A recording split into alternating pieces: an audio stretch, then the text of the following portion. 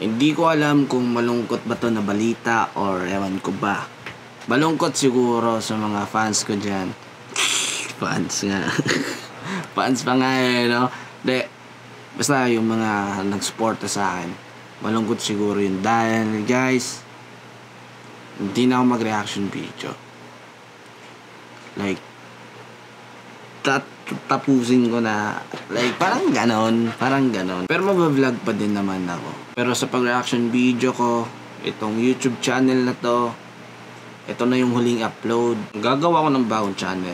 Tapos, yun, nakapokus ako sa reaction video, nakapokus ako sa comment ng mga tao na ito reakan mo, bam, nireakan. Masaya ako dun. Like, man, masaya ako lahat dun. Hinto na ako dahil dumating na ako sa point, guys, na hindi na ako naging masaya. Like, parang ganon. Like, sabihin natin na siguro dumating sa point, nagbago na isip ko. Nagbago na takbo ng isip ko. Like, ganon. Wala namang permanente sa mundo, guys. Walang permanente sa buhay. Dati, nung nag-umpisa ako, daily vlogs about sa buhay ko. And balik ako dun. Balik ako sa pagiging content creator talaga. Hindi yung reactionist. Wala, guys. Sa sobrang dami ko nang nireactionan. Like almost 8,000 na yata. Almost 8,000 music na yung na-reactionan ko. Sa 8,000 na yun siguro sapat na. Sapat na yun. And umabot ako sa 9,000 subscribers sa first YouTube channel ko.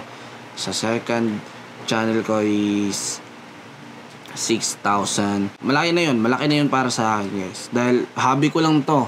Umabot ako sa ganito. Tapos nakagawa ako ng music. Sa pag-rap, hindi naman ako titigil. Gagawa pa din ako ng mga music. Pero sa pag-reaction video, ayun na. I-stop ko na. Pero hindi ibig sabihin, guys, na stop. Hindi yung literal na stop na ayaw ko na talaga.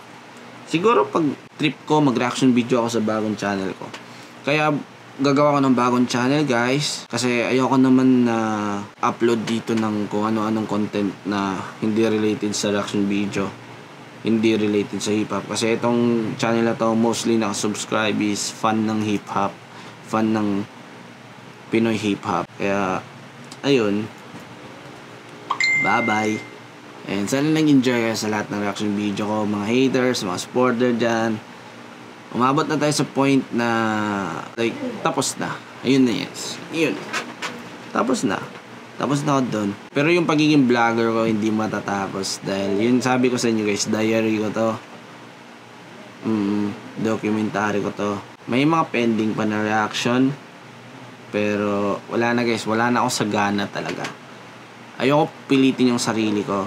Tapos ito, guys, kung tatanungin nyo, lahat ng nakita ko sa pag-reaction video, dahil mostly naman talaga ng views ko is galing sa reaction video. Lahat ng kinita ko doon, mga umabot ng 50k lahat yun.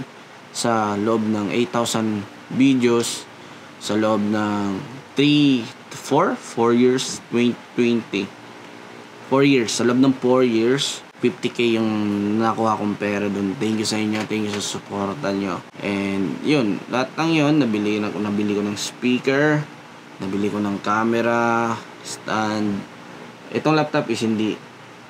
Tong laptop binili ito ni mama Nabili ko yung monitor. Madami akong nabili, guys. Madami akong nabili sa 50k. Ininvest ko din dito sa pag-vlog.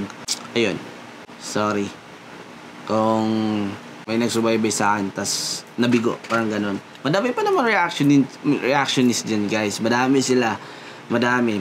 Buti na lang, hindi ako umabot sa 1 million, no? Pag nagpapasalamat ako, hindi ako umabot sa 1 million subscriber. Dahil paano lang, pag madaming fans, tas tigil ako, di ba? Madaming malulungkot doon. At least, ngayon, is konti lang. Siguro nasa 10 lang ang malulungkot. Joke lang, guys. Pero ayun, that is it. Bye-bye. Nakamiss lang.